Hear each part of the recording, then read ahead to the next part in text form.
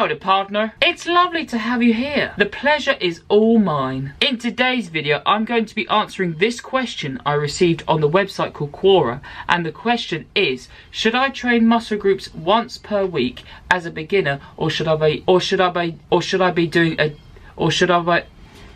wow, what's going on with that? Should I be training muscle groups once per week as a beginner, or should I be following a different training style? That's what's coming up in today's video.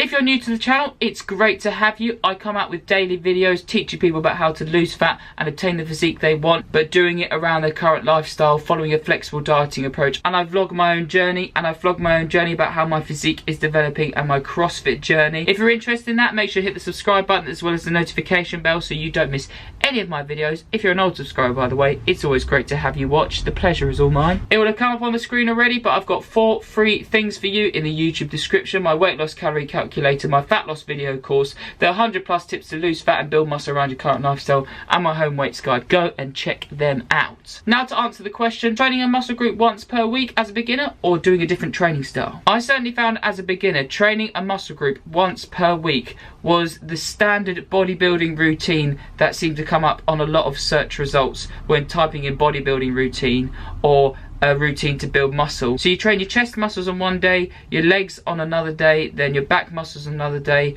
then your biceps and triceps, your arms on another day, then shoulders potentially on another day, depending if it's a 5-day workout routine or a 7-day workout routine. They slightly changed up the split, but that's absolutely fine if it's something you know you're going to stick to for a long time because you enjoy doing that workout routine. I'd highly recommend you stick with that to start with, just so you can get used to training. Again, your body is probably going to be getting used to shifting heavier loads than you've ever done before. If you're taking this into a resistance training setting, either at a gym or using home weights at home, if you haven't done any of that before and that seems a little bit scary, just stick to body weight. So if you're doing your chest day or triceps, you can do press-ups. If you're trying to do legs, then you can do squats at home and use weights around the house, and by putting weights into a rucksack or something, that's absolutely fine. But personally, as a person who makes customized training programs and nutrition programs for athletes and just clients who want to lose fat, I certainly wouldn't go down the route of doing one muscle group once per week. And the only reason for that is, as an athlete, when you're not using drugs, having the stimulus every 48 to 72 hours, depending on the person, how well they recover, is optimal to be the most efficient with your training, so you can see the best hypertrophic, if that's such a word, or hypertrophy response with your muscle fibers for particular muscle groups, and so you can see the most strength progression over time. The way this can be structured is either doing like a 3-day workout split per week if you're a beginner and you're not sure how much time you can give to the gym. So that's doing a full body routine 3 times a week, or what I like to do is a push-pull legs routine. So usually with the legs routine on a Monday, I do primarily legs and then do a bit of back and biceps at the end of it, and then in the middle I do a chest day and then maybe a bit of arms at the end of that one, or some shoulders, and then I do a full push day at the end. So it's like a legs day with a bit of back, then a pull day with either a bit of arms, a bit of shoulders or something, then I do a push day which is for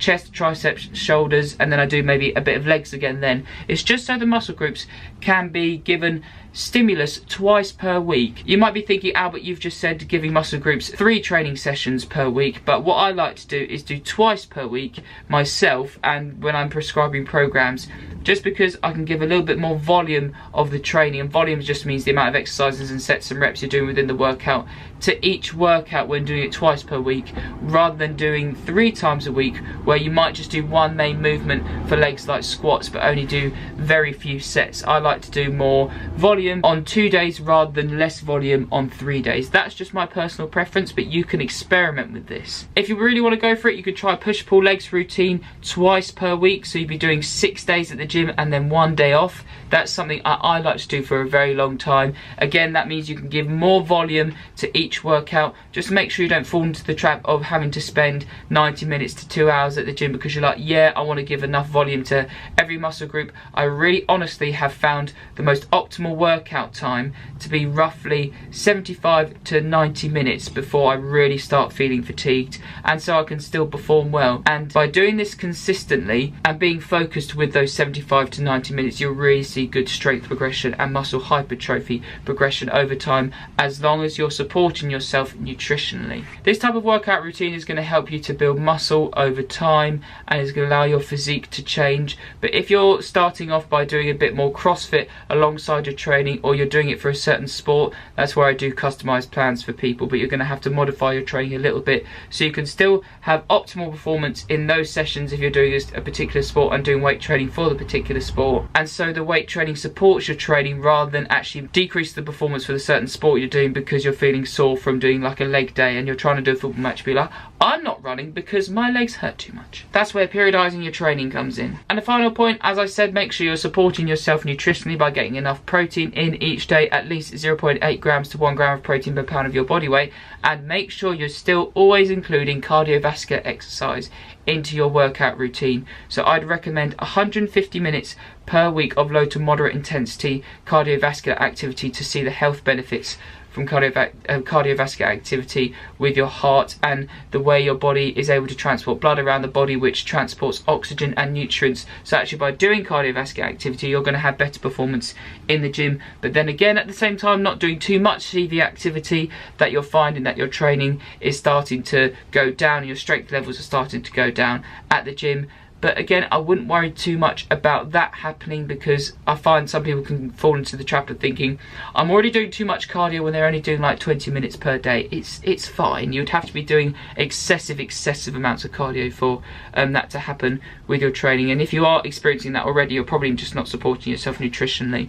And the 150 minutes equates to at least 70 to 75 minutes of more vigorous intensity activity. So that could be high intensity interval training. You set up a timer, you do sets of resting as well as doing work periods. So that could be like doing burpees for a minute, 20 seconds off, burpees for a minute, 20 seconds off, or doing a circuit style or something, doing a spin class, doing a run, that's more high intensity. I'm talking like 8 out of 10, 10 out of 10 kind of activity intensity, 75 minutes per week just to see the health benefits of cardiovascular activity. That's the minimum amount, but you may need to implement more CV activity if you're going through a weight loss phase, just so you can burn some extra calories and help that fat loss progression keep on going. This is Albert Aldridge, the Fat Loss Nutrition Coach. It's great to have you join. Make sure you hit the subscribe button, as I said, and I look forward to seeing you in tomorrow's video.